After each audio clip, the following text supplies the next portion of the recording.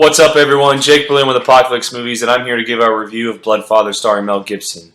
If you've seen the trailers, you know that this is kind of his version of Taken, but don't get the trailers wrong. This is a very, very different movie from Liam Neeson's Taken. It's much darker, takes a whole different direction, different part of the world, different atmosphere, setting, everything.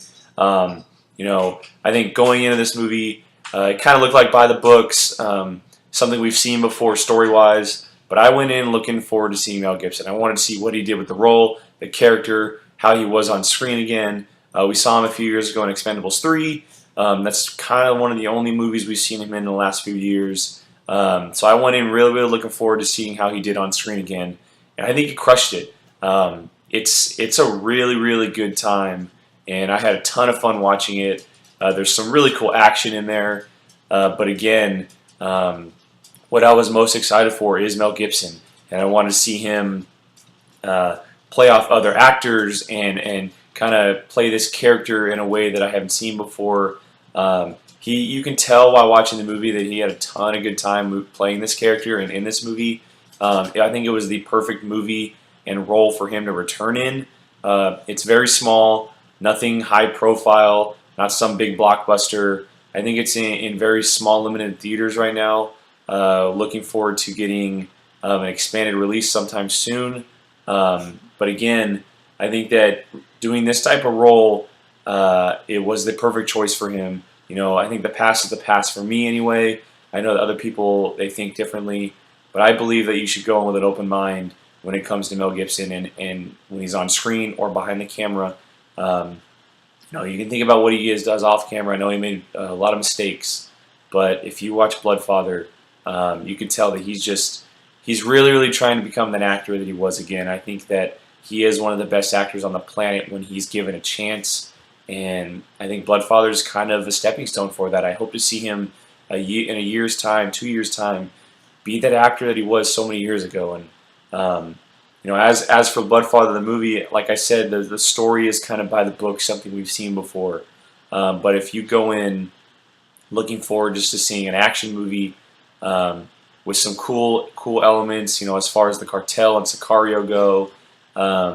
It's based in almost a desert land, gunfire, chases, all that kind of stuff. You're going to have a good time. And I think that Mel Gibson, you can tell while watching it, like I said, that he's having fun doing it. And I think that elevates the movie, it elevates the performance. As for the movie, there's some really cool action, some cool gunfire in there. His character, he has fun while doing it. Like you can tell he's a total badass. There's still a ton of mystery behind him.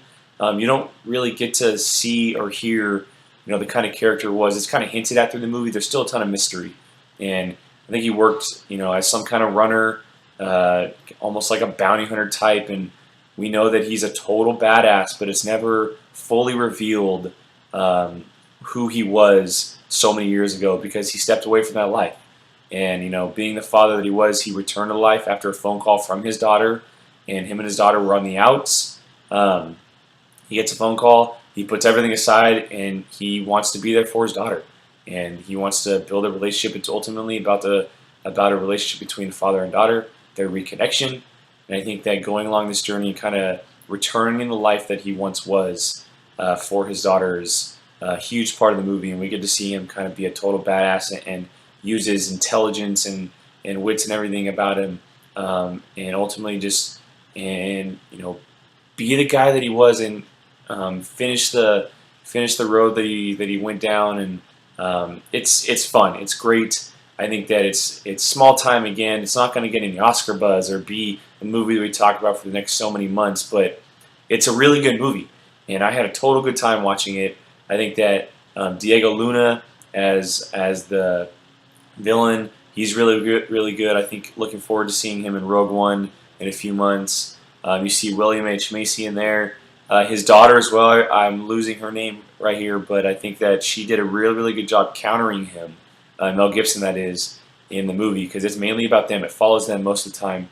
And I think that, again, I went in looking for Mel Gibson, and I came out very happy and satisfied with what I watched. So real quick, I'm going to give you guys a score out of 10 before we get out of here. I'm going to give Bloodfather a 7.5 out of 10. Again, It's really fun. It's intense and thrilling. There's some cool action in there. Mel Gibson does a really, really good job in the role. You go in looking forward to seeing him as a character and in the role. And I think he definitely succeeded at that. And so again, my score out of 10, 7.5 for Bloodfather. Thumbs up. Go check it out. I recommend it. Hopefully, it gets an expanded in theaters here pretty soon. If not, make sure you check it out on any kind of VOD as soon as it becomes available. My name is Jake Berlin. You can find me on Twitter and Instagram at Qui-Gon Jake. Apocalypse Movies every day. .com, that is. Writing up all kinds of posts with my partner Gio Ramos. This YouTube channel as well with Jacob Barley and Gio Ramos every week, doing weekly movie news, all kinds of other side shows. We're trying to do big things here, so give us a like, share, and follow. We really, really appreciate it. And until next time, see you.